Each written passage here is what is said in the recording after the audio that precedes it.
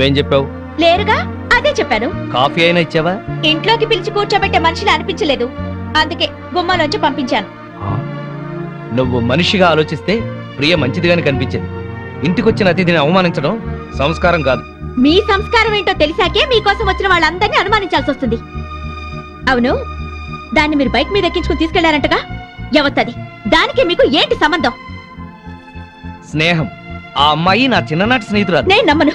మీరెన్ని రకాలుగా అయినా అబద్ధాలు ఆడతారు. మీరు చేసిన అప్పులకి, ఆడిన అబద్ధాలకి ఇరుగు పొరుగు దగ్గర తలెత్తుకోలేక చూస్తున్నాను. పొగుడు అప్పుల మనిషి అయినా పర్వాలేదు, తప్పుడు మనిషి అయితే ఏ పెళ్ళం తట్టుకోలేదు.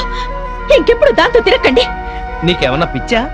అర్థం లేని అనుమానాలతో బ్యాడ్ గా ఊహించేసుకుని మాట్లాడుతున్నావు. నేను చెప్పేది నిజం. ఏంటండి నిజం? అది రోడ్డు మీద కనిపిస్తే బైక్ మీద ఎక్కించుకుని ఎక్కడికో తీసుకెళ్ళటం దేనికి? ఇంటికే తీసుకురావచ్చుగా. అసలు ఈ అప్పులన్నీ చేసింది ఇంటి కోసమా, దానికోసమా? నోర్మోయ్. నన్ను నోర్మేమంట కాదు, ఆ సేటు మళ్ళీ ఫోన్ చేసి నానా మాటలు మాట్లాడుతున్నాడు. ముందు వాడి నోరు మూయించండి.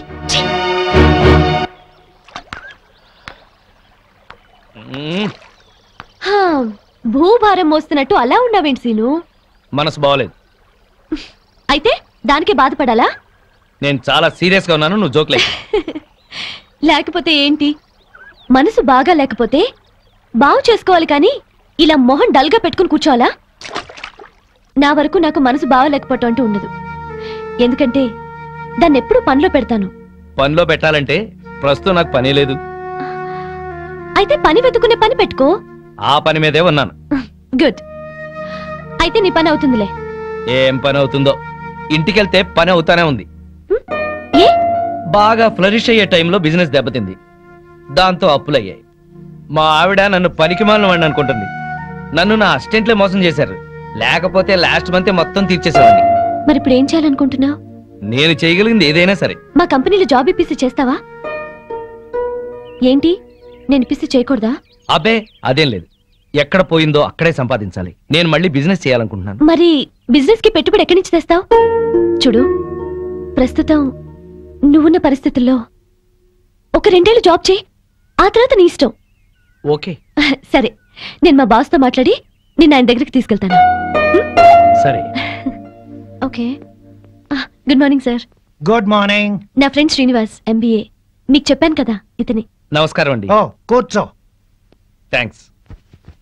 నిన్నెక్కడో చూసినట్టుందే. నువ్వు సాయిరామ్ చిట్ ఫండ్ యానివర్సరీలో రూపాయి మీద ప్రోగ్రామ్ చేసావు కదా? అవును సార్. ఆ రోజు నువ్వు అదరగొట్టేశావయ్యా. నీలాంటి వాడు ఒక్కడు నా టీంలో ఉంటే బాగుంటుందని అప్పుడే అనుకున్నాను. Thank you sir. అక్కడిచ్చే దానికన్నా ఎక్కువ ఆఫర్ ఇచ్చి నిన్ను పిలవాలనుకున్నాను. ఆఫీస్ లో బయట నీ గురించి ఎంక్వైరీ చేశాను, పెద్ద ఫ్రాడ్ అని తెలిసింది. సార్, మీకెవరు చెప్పారు? కానీ అది అబద్ధం. ఎవరో చెప్తే నేను నమ్మను. తన బాసే చెప్పాడు. అతని పార్ట్నర్ అని చెప్పుకొని అప్పులు చేశాడంట. చివరికి అమ్మా నాన్న చచ్చిపోయారని పెళ్లి చేసుకున్నాడంట. ఇవన్నీ అబద్ధాలా? నాకు చెప్పిన పని చేసి జీతం తీసుకునేవాడు కావాలి, నవ్విస్తూ నాకే ఎసరు పెట్టేవాడు కాదు. సార్, ఇతనికి మీరు జాబ్ ఇస్తే ఇవ్వండి, లేకపోతే లేదు. But don't insult him. చూడు ప్రియా, ఇన్నాళ్ళు నువ్వు చాలా తెలివిగలదాని అనుకున్నాను. ఇలాంటి వాడిని ఫ్రెండ్ అని తీసుకొచ్చి ఇతనికి జాబ్ ఇవ్వమంటున్నావంటే నిన్ను కూడా సస్పెక్ట్ చేయాల్సి వస్తుంది.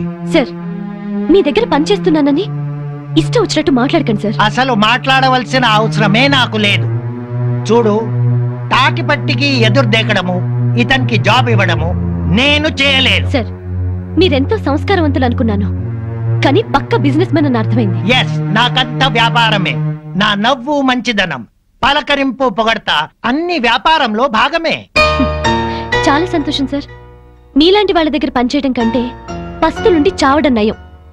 నాకు రావాల్సిన జీతం మీ పెట్టుబడిలో జమ చేసుకోండి. పద.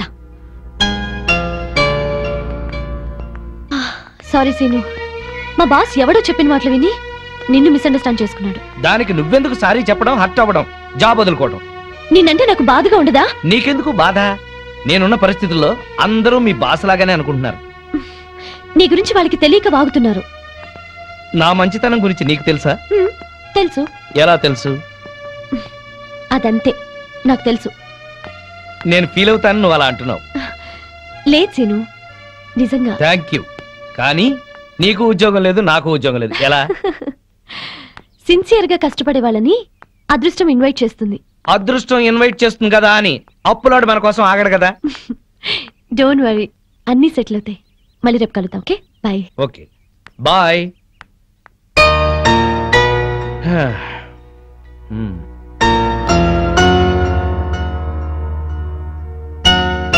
హాయ్ సీను, ఎంతసేపు అయింది వచ్చి? హాయ్, జస్ట్ ఇప్పుడే. ఆహా, భలేగా ఉంది కదూ. ఏంటది? ఆ తెల్ల మేఘం అప్పుల భారం వదిలించుకొని తేలిపోతున్నట్టు ఉంది కదూ. నా అప్పుల గురించి నీకు నవ్వులాటగా ఉందా? ఏయ్, నీకు పెద్ద అప్పే ఉంది. కళ్ళు మూసుకొని చిటికేస్తే తీరిపోతుంది. కథలు చెప్పకు. కథలు కాదు, నిజం.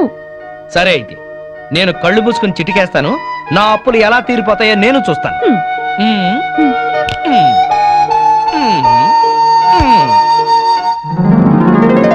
ఏంటిది? చిటికేసావుగా, చేతిలోకి వచ్చాయి. అప్పులు తీర్చే. ఎక్కడివి? నా పెళ్లికని దాచినవి. ఎంత? 4 లక్షలు. నీకేమన్నా పిచ్చా? నీ పెళ్లికని దాచిన డబ్బు తీసుకొచ్చి నా అప్పులు తీర్చమంటావు? పిచ్చి కాదు, అభిమానం. తీసుకో. ఇప్పటికే వాడెవడో మా అమ్మా నాన్న చచ్చిపోయారని అబద్ధం చెప్తే నన్ను తిడుతున్నారు. మళ్ళీ ఇప్పుడు ఒక ఆడపిల్ల పెళ్లి డబ్బుతో అప్పులు తీర్చాననిపించుకోనా? అవన్నీ ఆలోచించుకో, తీసుకో. అదేం కుదరదు. ఇది నీ పెళ్లి కోసం దాచిన డబ్బు, ఇంటికి తీసుకెళ్ళు. సరే, నాకు నచ్చిన వాడిని తీసుకొచ్చి పెళ్లి చేయి. అప్పటి వరకు అప్పుగా తీసుకో. అచ్చంగా కాదు, అప్పుగా. Okay okay okay okay okay okay.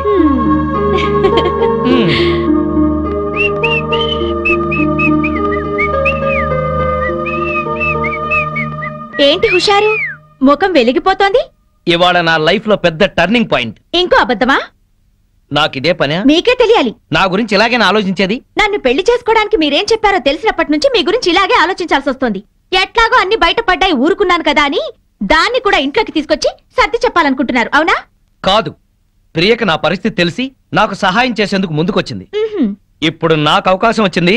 నా గురించి నానా మాటలు అన్న వాళ్ళకి నేనేంటో చెబుతాను. నువ్వే చూస్తావుగా. నేను పెళ్ళాం పిచ్చోణ్ణి గాని పిచ్చోణ్ణి కాదు.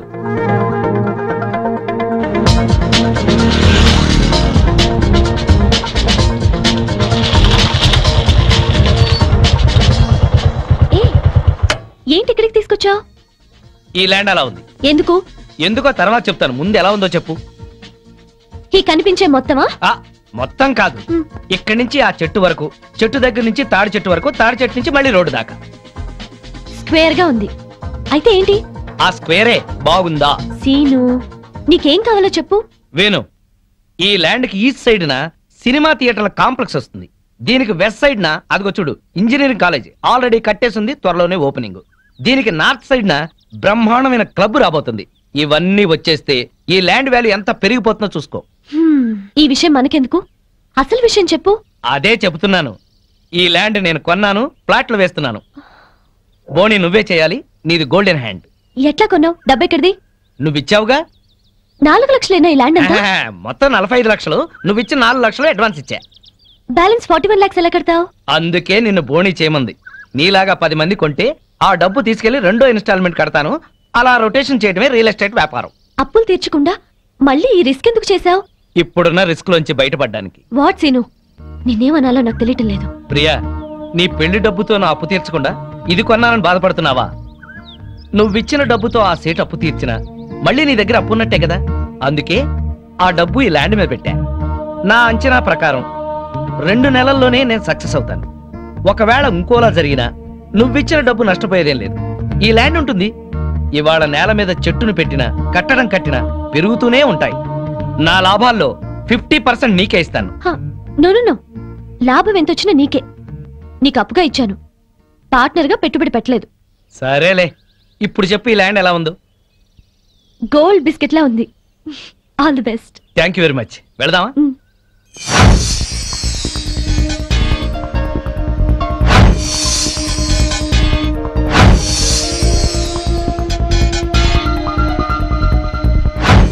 మామిడి చెట్లన్నీ మంచి పూత మీద ఉన్నాయి కదా సీను? పూత మీదే కాదు, ఒక మంచి పండు కూడా కాసింది. పూత మీదే పండా? ఎక్కడా? అక్కడ కాదు, అదుగో. వావ్.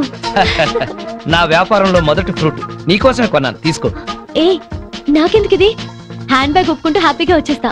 నాకు ఈ కారే వద్దు సీను. తీసుకో. వద్దన్నానా? వద్దు అనొద్దన్నానా? నా వ్యాపారం అనే చెట్టుకు నీళ్లు పోసింది నువ్వు, దాని నుంచి వచ్చిన మొదటి ఫ్రూట్ నీకే చెందాలి. తీసుకో. Thank you. కమాన్. ఏమండి, తెల్లారితే దీపావళి, వాడికి టపాకాయలు కొనిచ్చి మీరు ఇక్కడ కూర్చోవచ్చు కదా. ఇప్పటికి 50 సార్లు చెప్పావన్నమాట. పిల్లాడు సెంటిమెంట్ అడ్డం పెట్టి నా హ్యాపీ మూడ్ పాడు చేయొద్దు. అది కాదండి, మీ ఫ్రెండ్ ఏమో ఆడపిల్ల అయినా సరే ఆ అమ్మాయికి అన్ని టపాసులు కొనిచ్చాడు, వీడికి కొనివ్వలేదని ఏడుస్తున్నాడు. వాడు ఏడుస్తున్నాడా? వాడితో పాటు నువ్వు కాసి పెడవే. ఏడవండి ఇద్దరు కలిసి. గుర్తుండ. అదేంటి బావా, టపాకాయలు పిల్లలిద్దరికి కలిపే తెచ్చాను, మా ఆవిడ ఇవ్వలేదా? దానికి బుర్రలేదు. దీనికి మాత్రం ఉందే బుర్ర?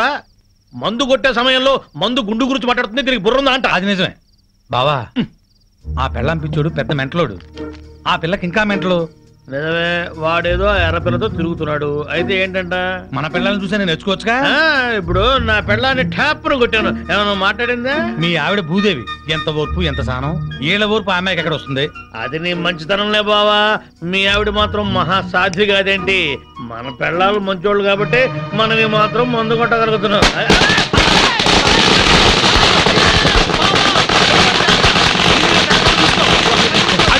చుట్టూ పెట్టారు బావా.